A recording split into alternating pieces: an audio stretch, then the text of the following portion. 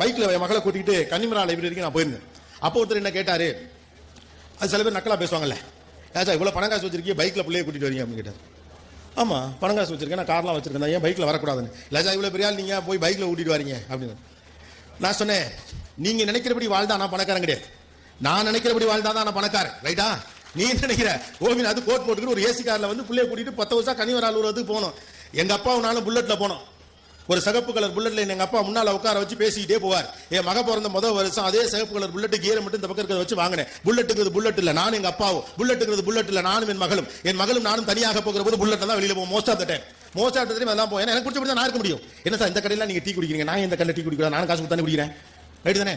அப்ப நான் ஸ்டார் ஹோட்டல்ல தான் டீ குடிக்கணும் நீ நினைச்சுக்கிட்டு அதுபடி நான் வாழ்ந்தா நான் பணக்காரன் கிடையாது. நான் நினைச்சபடி நான் வாழ்ந்தா தான் நான் பணக்காரன். நீங்க நினைச்சபடி வாழுங்க. சோசியல் மீடியாவை பார்த்து ஏங்காதீங்க. அவரவர் வாழ்க்கை என்பது அவரவர் சார்ந்தது.